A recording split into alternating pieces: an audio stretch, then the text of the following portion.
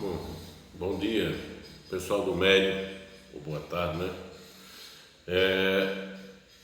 Daremos início agora a mais uma aula de geografia. Então, a parte introdutória do capítulo 2 de geografia, que é justamente, ele fala sobre o capitalismo, né? Capitalismo, liberalismo, socialismo, comunismo, keynesianismo, neoliberalismo e social-democracia, tá certo? Lembrando a vocês, apenas no começo do vídeo, a importância de adquirir o material, tá certo? Que é para vocês não ter que fazer exercício, não ter que fazer trabalho, tem que dispor de material, tá bom? Porque vai valer ponto que a gente passa aqui. Então está se passando exercício, a gente não está tendo retorno, porque porque não tem o material, beleza? Então, o capitalismo, a principal característica do regime capitalista é a chamada economia de mercado. Mas o que é mercado? Mercado é uma palavra antiga, que vem... Antigamente se dizia que você disse que ia fazer a feira, ou você vai no mercado. Eu vou fazer mercado, é uma questão de compra e venda, né? E os países, eles têm que adotar algumas políticas em que passe confiabilidade para o mercado, ok? Então, nos países capitalistas, vai se privilegiar o quê? O lucro. E, consequentemente, os grandes empresários, os grandes industriais, as grandes empresas, os grandes comerciantes. Tá certo? É por isso que chama economia de mercado. Por quê? Porque esse mercado, ele possui a chamada livre concorrência. Então, eu tenho várias empresas. Vamos dar um exemplo aqui bem claro. Numa empresa de telecomunicações.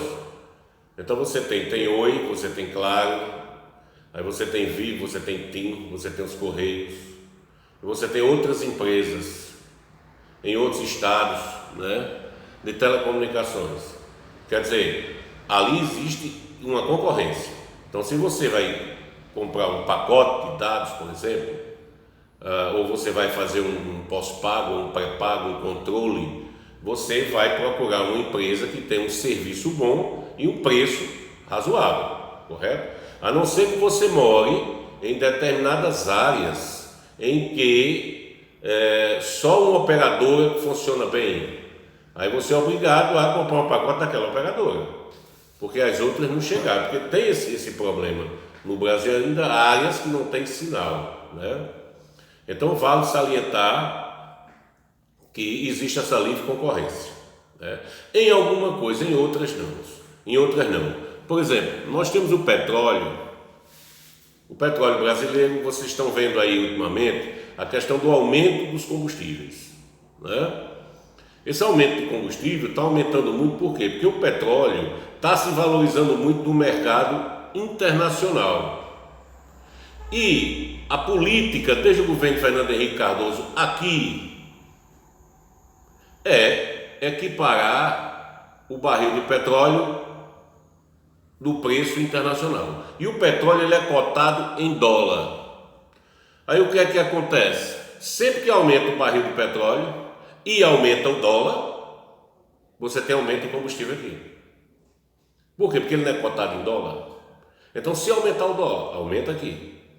Se aumentar o barril de petróleo no mercado internacional, você aumenta aqui o preço dos seus derivados, tá certo? Porque o Brasil, mas professor, o Brasil é autossuficiente em petróleo. Nós somos autossuficientes em petróleo, mas nós não somos em derivados de petróleo, porque você tem que pegar o petróleo e refinar. Aí o que é que o governo atual fez? 70% das refinarias no Brasil estão paradas, 70%. Por quê? Porque o óleo bruto é vendido para os Estados Unidos, os Estados Unidos refinam.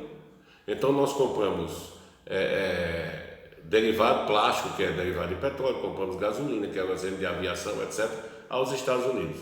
Ou seja, nós vendemos um barril de petróleo por $60, suponhamos um exemplo, e eu compro um barril de gasolina por 100.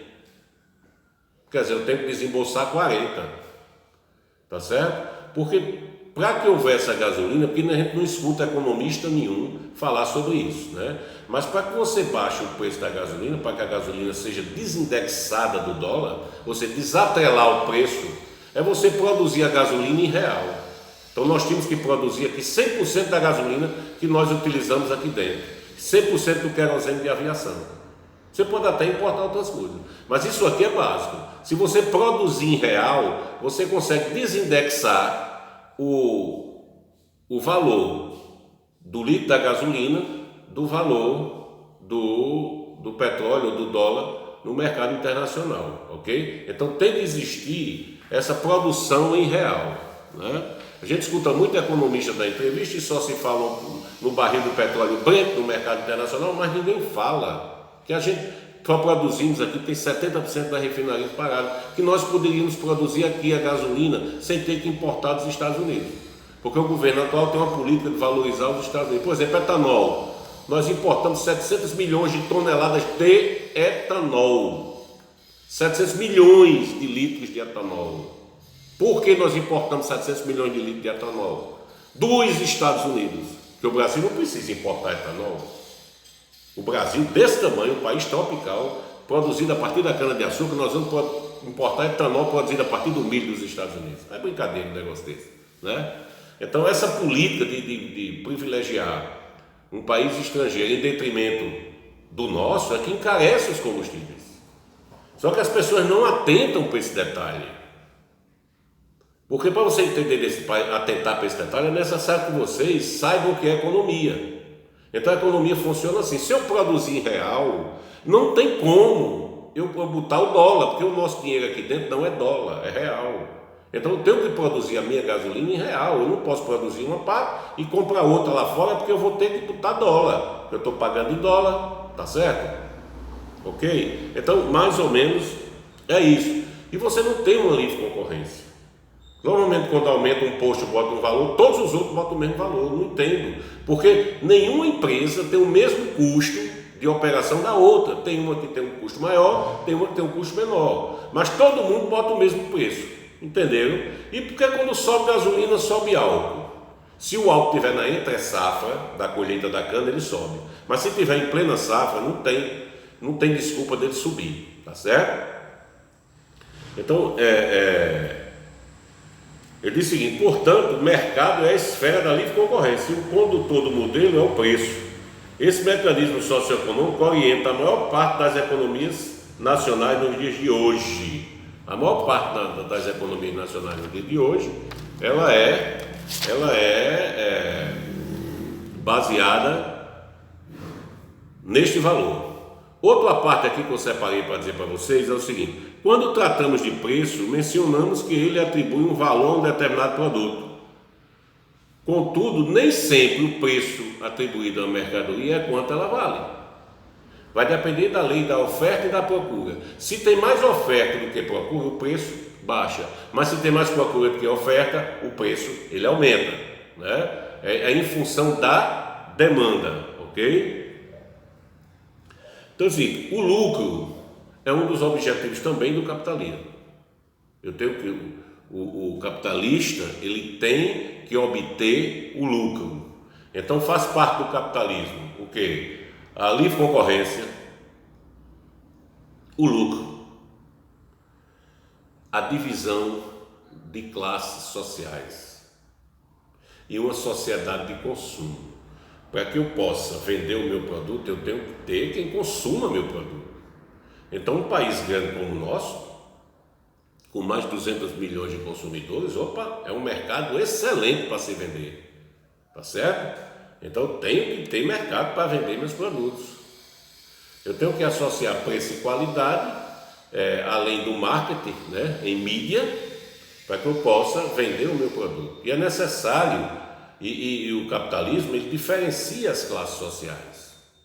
Mas eu não posso ter um país com um número de pobres, de miseráveis muito grande, porque o miserável é aquele que recebe menos de $1 por dia. E aí? Menos de 5 e alguma coisa, né? 5,40, 5,50, porque o dólar sobe e desce como uma gangorra, né? É difícil eu sei que está acima de 5, né? Bem acima de 5. Então é o seguinte, é necessário que eu tenha uma população que consuma aquele meu produto. Então, se eu tenho uma classe A, B, C e D, eu tenho indústria que fabrica para A, indústria que fabrica para B, para C e para a classe D. Né? Então, um produto mais simples, mais barato, para a classe D, para as pessoas que ganham um salário mínimo, por exemplo. Então, é necessário que exista indústria que fabrique para esse pessoal. Mas o que não é bom para o capitalismo é você ter número de miseráveis. Muitas pessoas pobres abaixo da linha da pobreza. É o que não podem, porque essas pessoas praticamente elas não consomem. Muito se fala de Bolsa Família, né? Que já foi Bolsa Renda, etc. Juntou com Vale Gás, etc. Vários programas sociais. Mas se eu tenho uma pessoa que ganha R$100 por mês, ela não faz muita diferença na economia. Mas se eu tenho 30 milhões de pessoas que ganham R$100 por mês, olha, 30 milhões de pessoas ganhando R$100 por mês, aí a coisa muda de figura. Aí eu vou ter esse dinheiro todinho entrando na economia, tá certo? Entrando na economia. Aí é diferente, porque 100 de um só não faz diferença. Agora 100 de 30 milhões com 100 para gastar todo mês, aí eu sei que eu movimento um pouco a economia. Essa coisa de sociedade de consumo mesmo, né? Porque a economia de mercado produz sociedade de consumo. Mais uma parte que ele diz aqui: o consumismo é uma característica intrínseca ao capitalismo e está presente nas sociedades industriais do mundo contemporâneo. Por exemplo, os shopping centers, eles são considerados o quê? Um templo do consumo. Então o shopping center é um templo do consumo, tá certo? Esse consumo desenfreado que eu tenho que comprar. Então o marketing, a embalagem, tudo é feito para você comprar. Quando eu tenho uma propaganda de um celular ou de um notebook ou de um equipamento eletrônico que vai nomear as suas características, o quanto ele pode ser útil para você, aquilo ali é um incentivo do marketing para que você possa comprar. Então está incentivando o que? Você a comprar. Não, eu tenho um iPhone 10, 11, sei lá. Aí eu quero surgir um iPhone 20, aí eu já vou lá, né? Aí eu tenho aqui o S21 da Samsung que está sendo lançado agora. Já tem fila de espera, o povo querendo comprar. Porque é novo, ele já vem, é muita coisa, entendeu? Porque a tendência da tecnologia é isso, é individualizar, né? E criar uma sociedade de consumo para aquele tipo de produto. E é uma das características do nosso capitalismo, tá certo? E o capitalismo, por meios de produção, entende tudo aquilo que é envolvido no processo produtivo, uma mercadoria ou um serviço. Então tem os meios de produção, né? Qual o modo de produção? O modo de produção é trabalho assalariado. E os meios de produção? O meio de produção é as máquinas que os operários usam para fabricar alguma coisa. Então os empresários são donos dos meios de produção. E o modo de produção também é estabelecido por eles. Ou seja, trabalho assalariado. Evidentemente com o governo, com a legislação que supostamente, né, protege o trabalhador. Tá certo? Finalmente, ele disse que com base na compreensão da noção dos meios de produção, temos a última pilastra de sustentação do sistema capitalista, a sociedade de classe que eu acabei de dizer a vocês. Tá certo? A sociedade de classe, você tem a burguesia, que são os mais ricos, os que têm mais dinheiro, né? Os que podem consumir produtos da classe A, como você tem lojas que só vendem artigos classe A.